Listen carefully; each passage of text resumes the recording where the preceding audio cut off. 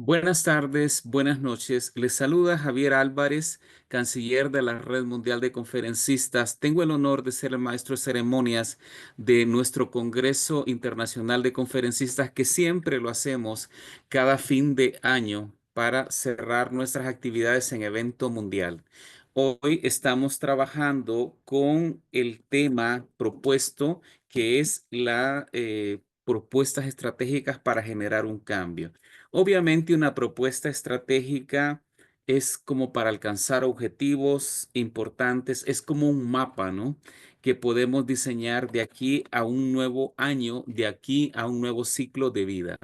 Esta tarde, esta noche, tengo el honor de presentar a conferencistas magistrales muy importantes y quiero comenzar presentando a nuestra primera conferencista de este cierre, que la presento a continuación. Ella es Rocío Ramírez, quien es la presidenta de la Red Mundial de la Transformación. Al mismo tiempo, pues ella tiene, ella vive en México y está trabajando con nosotros, es conferencista internacional y además tiene una gran disposición, es una gran amiga nuestra y ella va a comenzar con un tema que es el cambio comienza contigo. Rocío, a partir de este momento tienes 25 minutos para desarrollar tu tema. Bienvenida, Rocío. Adelante, por favor. Qué lindo, Javier. Muchísimas gracias. Bueno, sí se titula la conferencia, El cambio empieza aquí contigo. Y sin más preámbulos, bueno, el día de hoy quiero que te imagines que estás conduciendo un tren en el que es urgente que tomes una decisión y que no le pienses tanto. Resulta que te dan el aviso que hay una persona la cual estás a punto de atropellar. Y esta persona es alguien que tú amas y que tú quieres mucho, que es alguien muy significativo para ti, pero tú tienes la opción de detener el tren provocando un accidente en el que morirían muchas personas y salvarías a esa persona que tú tanto amas. Entonces tienes dos opciones: sacrificar a esta persona para salvar a todos los que van en el tren, o bien salvar al tren, a toda la tripulación y a los pasajeros y sacrificar a esta persona, de la cual pues tú tienes un vínculo emocional. La pregunta es, ¿qué decisión tomarías? No tienes mucho tiempo de pensar. Esta reflexión es para que tú la analices, la lleves. ¿Qué harías en un caso así? Y seguramente, pues no somos muchos los que estamos aquí, pero de las personas que estamos aquí, cada quien tomaría una decisión u otra decisión y no sería la misma. Y enseguida de ese tiempo, esa decisión estaría acompañada de una justificación o de un por qué actué de esta manera o por qué actué o por qué decidí esta forma de actuar. Entonces, continuamos y partimos de aquí que cuando nosotros queremos y estamos siempre en búsqueda de lograr cambios, porque el mundo está en constante cambio, porque nuestra vida está en constante cambio, porque desde que somos pequeños estamos generando cambios. Y en esos cambios se han ido programando creencias, normas, un conjunto de conocimientos y de aprendizajes, así como experiencias que han ido formando tu personalidad y formando quien tú eres ahora.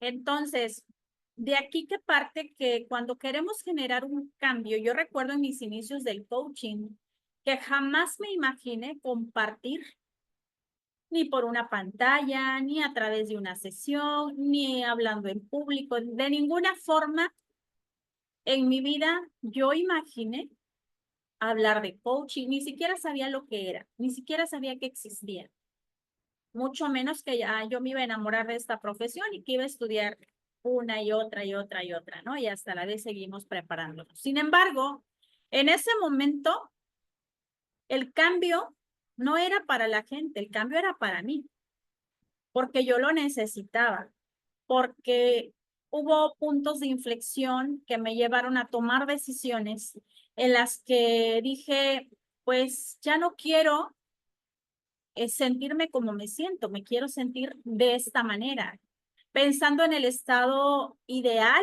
el que nosotros siempre estamos persiguiendo o cumpliendo objetivos, ¿no? Estamos en una fecha en que los seres humanos queremos siempre tener esas expectativas para el 2025 y cumplir metas y objetivos. Entonces, en ese cambio que todos queremos lograr, también surgen cambios que no dependen de ti, situaciones que no puedes controlar, situaciones que en ocasiones te atoran y que muchas veces cuando ya tú tienes un nivel de conocimiento, aún ese conocimiento es importante que lo apliquemos a nuestra vida. Y retomando mis inicios del coaching, jamás me imaginé que una vez de que yo había asistido a congresos, tomado conferencias, cursos y después una certificación, yo iba a pensar en compartirlo o en mucho menos en monetizarlo. Entonces, sin embargo, como ser humano siempre traemos algo y una herramienta muy importante, ¿no? Que es la moral, que es este conjunto de normas y creencias que determinan todo aquello que nosotros aprendemos que es correcto o incorrecto, bueno o malo, dentro de nuestra acción humana. Este concepto que puse aquí lo comparto de la investigadora de la Cortina, una investigadora española que se enfocó a estudiar la moral y la ética. Y retomando el ejemplo del tren, pues cada quien tomaría una decisión diferente y dentro de esas decisiones que nosotros tomamos, muchos, si a mí me platicaran, no, pues yo hubiese tomado decisión, yo desde mi punto de vista o desde mi creencia, desde todo lo que me rodea en conocimiento, yo pudiera decir, ah, esto está bien o está mal, pero cada quien tiene una percepción y tiene creencias diferentes. Por lo tanto, cualquiera que sea la respuesta que tú tengas, ninguna es incorrecta. Y bien, tenemos acompañada la moral el gran estudio de esta ciencia llamada ética. Estas dos herramientas que se supone que deberían de ir muy relacionadas y muy de la mano, pues son herramientas que siempre han existido, que ha habido cantidad de disertaciones por siglos en donde Sócrates, Aristóteles y grandes filósofos hicieron muchos análisis, reflexiones, pensamientos, y bueno, ha habido una cantidad de disertaciones acerca de esta palabra ética, que proviene del griego, que significa costumbre o hábito. La ética, pues, en sí es la disciplina que desde hace muchos tiempos pues a estudiar la conducta o el comportamiento humano en base a diferentes criterios, los cuales estamos citando tres, que son la parte de lo bueno y lo malo, lo correcto y lo incorrecto, el deber, la alegría suprema, entre otros. Se supone que estos dos conceptos, como les decía, deben de estar relacionados, pero en sí la ética estudia la moral y determina lo que es bueno y cómo debe de actuar. Ahí se determinan todas las normas. Entonces, es la teoría o ciencia del comportamiento moral, válgase la redundancia. La moral, en cambio, pues es el conjunto de normas de conductas y convivencias íntimamente que van ligadas a la ética y que siempre ha existido. En cuanto a Sócrates, hace 500 años antes de Cristo, él decía que, bueno, pues la ética consistía en dejar guiarse por la razón, es decir, que la ética está guiada a nuestro razonamiento en torno a lo que está bien y renunciando a lo que está mal, es decir, aquí entra el punto de el conocimiento y el razonamiento. Había muchas cuestiones en donde los filósofos siempre estaban como poniendo a favor de la ética, siempre por delante de la razón. No puede funcionar una ética si no hay razonamiento, Por eso nos decía René Descartes, pienso y luego existo, ¿no? Porque se supone que una persona que pues obviamente no piensa, pues no puede existir de forma consciente. Por lo tanto, pues Sócrates decía, no es comprensible que el hombre, conociendo el bien, no lo realice, sabiendo que esto le produce felicidad. Cuando nosotros actuamos según nuestras creencias de forma correcta, nos sentimos mejor y nos produce bienestar. Por eso ser ético, según Sócrates, significa encontrar la felicidad solo si se actúa en conformidad con las propias convicciones. Es decir, que si tú estás totalmente seguro de que has actuado bien, entonces te vas a sentir mejor y te vas a sentir conscientemente tranquilo. Por otro lado, Aristóteles también hablaba como que la ética también acordaba que era parte de la felicidad y consistía en hacer las cosas conforme a la razón que consiste, pero a esta razón él le llamaba virtud. Y dentro de las virtudes, obviamente se dividían, según Aristóteles, en virtudes intelectuales y morales. Es decir, aquí ya entraba mucho la parte cognitiva, del intelectualismo, que nosotros teníamos que estar bien conscientes, pero aparte teníamos que aprender y teníamos que estudiar todas estas normas para poder ejercerlas. Es decir, se hablaba de las virtudes intelectuales, se dan cuando hay un funcionamiento excelente de la parte pensante en el alma. Es decir, hay una congruencia entre esa decisión y entre ese conocimiento y yo puedo llevar a ejercerlo.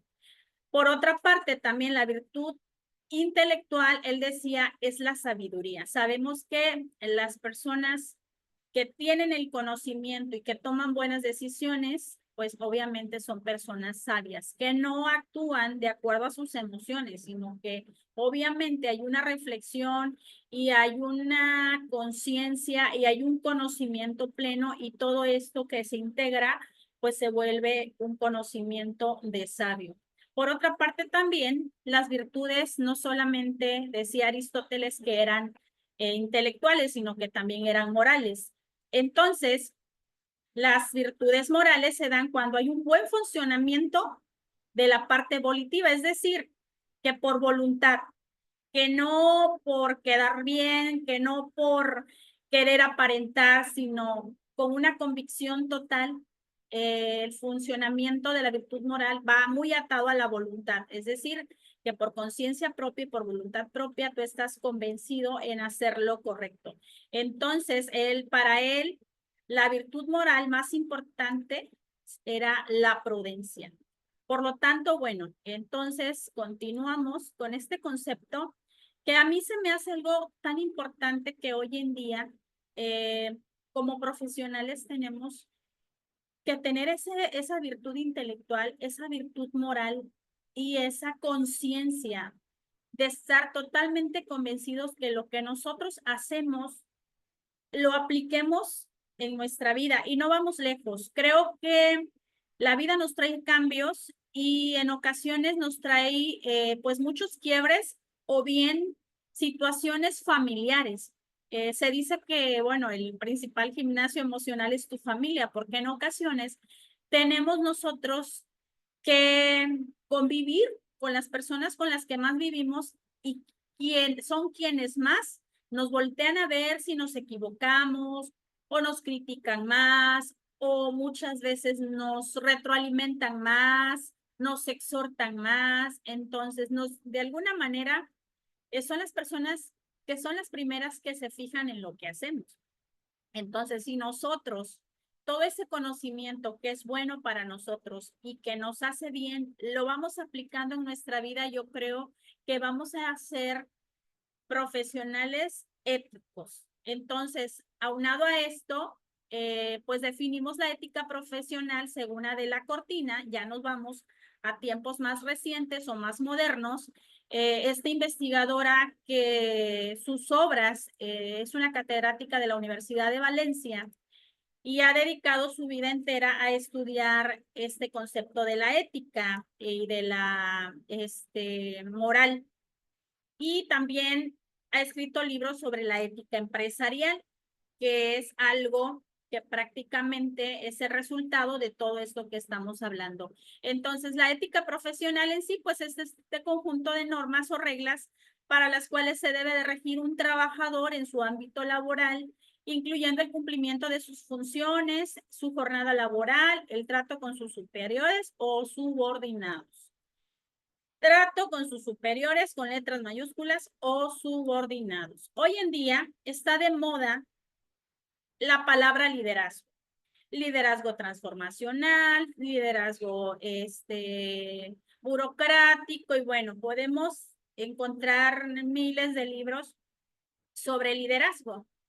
Y también de esta manera, pues actualmente yo me encuentro estudiando un posgrado que tiene que ver mucho con el liderazgo y he notado que en ocasiones, pues hay personas que tienen los CEOs que tienen grandes puestos, sin embargo, aplican poco este término de liderazgo y el de ética profesional. Y no quiere decir que no sean personas preparadas o personas que de alguna manera tienen un nivel intelectual, un coeficiente muy alto, personas llenas de estrategias. Sin embargo, he notado que todavía hoy en día urge el seguir trabajando a marcha forzada en estos conceptos a nivel consciente.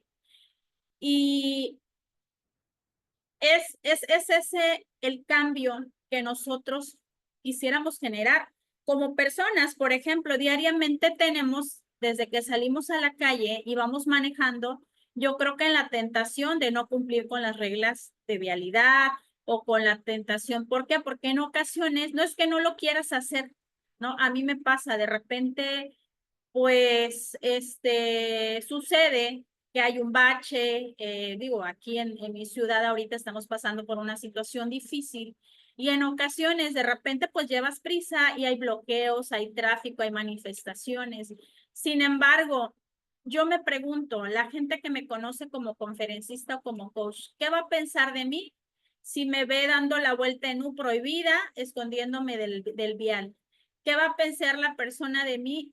Y entonces, yo quiero sentirme bien, quiero sentir mi conciencia tranquila. Tampoco quiero generar un accidente. Obviamente tampoco quiero que me infraccionen. Pero lo más importante es que tú seas un buen ciudadano como persona que se supone que estás generando un gran cambio. Entonces, yo creo que para generar un grande cambio, tenemos que voltear la mirada primeramente a nosotros, ¿no?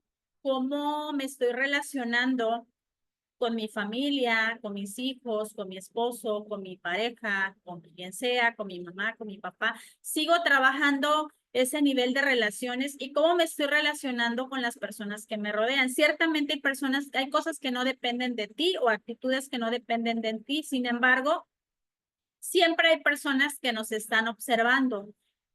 Independientemente de esas personas que nos observen, nosotros sabemos qué hacemos y cómo funcionamos cuando otras personas no me ven. Es pues entonces que la ética, según Adela Cortina, cumple con tres funciones. Una de las funciones es aclarar la moralidad, es decir, dejar bien claro cuáles son esos principios, cuáles son esos rasgos específicos y a través de un análisis o a partir del uso de la razón, tener bien claro qué es la parte moral que está regida por valores. Número dos, fundamentar la moralidad sobre qué está basada y averiguar cuáles son las razones por las cuales los seres humanos se esfuerzan en vivir moralmente, ¿no? ¿Cuál es ese motivo? ¿Qué es eso que nos lleva a vivir moralmente? Y la función 3 es aplicar a los distintos hábitos de la vida personal esos resultados obtenidos de las dos primeras funciones, de manera que se adopte en ámbitos sociales. ¿Cómo vamos a transmitir todos estos valores? Hoy en día hay lugares donde pareciera que los valores han pasado de moda, sin embargo no es así. Entonces, nosotros tenemos la encomienda de transmitirle a las nuevas generaciones, de transmitirle a los profesionales, a las personas que entrenamos, a las personas que nos escuchan, que los valores siguen vigentes y que los valores se tienen que ir haciendo hábitos, como lo dice el concepto. Entonces, es pues que la ética maneja pues varios instrumentos. En esta ocasión nos vamos a enfocar a este que es el principal, los valores, pero también están los derechos que tenemos como ciudadanos, las obligaciones, las relaciones morales y las relaciones humanas. La base de todos estos instrumentos son principalmente los valores. ¿Y cómo se dividen los valores? Los valores se dividen pues en diferentes, según su ámbito, por ejemplo, los que están relacionados con las emociones, la división de los valores sensibles son el placer, el placer, el dolor, la alegría, la pena, de alguna manera, pues son valores que nos hacen de alguna manera sentir para poder ejercerlos. En ocasiones cuando vemos a una persona que no tiene que comer, pues entonces ahí van nuestros valores ofreciéndole algo, ¿no? O alguien que nos pide a lo mejor un apoyo, una limosna, un enfermo. Entonces ahí se liga a nuestros valores emocionales. Están los valores vitales que nos causan de alguna manera alguna reacción cuando son afectados. Los vitales se refiere a la salud, a la enfermedad, a la fortaleza, a la debilidad. Los intelectuales van ligados con ciertos conceptos que tienen que ver con la verdad, la falsedad, conocimiento, error. Es decir, algunas situaciones que muchas veces nosotros podemos enfrentar ante ciertas circunstancias. De ahí que, bueno, también existen los valores útiles, como son la capacidad, la incapacidad, la eficacia, la ineficacia, la ineficiencia. Los valores estéticos, cuando nosotros, pues, damos un adjetivo que tiene que ver con algo que percibimos, con las palabras bello, feo, elegante, inelegante, armonioso, catastrófico, desastroso. O sea, son valores que nosotros definimos según nuestra percepción. Y bueno, existen los valores religiosos y los otros valores morales también, que son dentro de los valores morales justicia, la injusticia, la libertad, la esclavitud, en los cuales los filósofos se basaban mucho, ¿no? Porque algunos decían que al sentirte tú que estabas cumpliendo de forma ética o con la moralidad, te sentías libre. Entonces, aquí los valores entran justamente entre los valores morales, el que más se resalta es la honestidad, que es justamente de lo que hablaba cuando inicié mi conferencia. ¿Cómo te sientes tú cuando realizas algo de acuerdo a tus convicciones y que sientes que está correcto y que es bueno para ti? Entonces, es importante que nosotros seamos honestos con nosotros mismos. Para que nosotros seamos éticos y cumplamos con nuestros principios y valores morales, necesitamos ser enteramente honestos. Por eso es que se debe de resaltar este valor tan importante que es la honestidad, considerado como el primordial, ya que permite ese comportamiento serio, correcto, justo, desinteresado y con un espíritu de servicio todo el tiempo. ¿Sí? Y para cerrar mi conferencia, yo te invito a que reflexionemos. Si nosotros queremos generar un gran cambio, tenemos que empezar por nosotros mismos. Tenemos que enfocarnos en ser congruentes en lo que hacemos, los principios del coaching que dicen cuerpo, emoción, lenguaje. Pero esto está conectado y hay coherencia, hay congruencia. Por último, Rubén Blades decía, ¿de qué nos vale el tener inteligencia si no aprendemos a usar la conciencia? Y con esta reflexión, yo quiero agradecerte y dejarte que el día de hoy seamos honestos y podamos nosotros aplicar nuestros valores, nuestros principios morales con nuestras familias. Estamos en una etapa, creo que la más esperada por todos en el año. Y el día de hoy logra ese cambio, ese gran cambio, empezando contigo mismo. Gracias.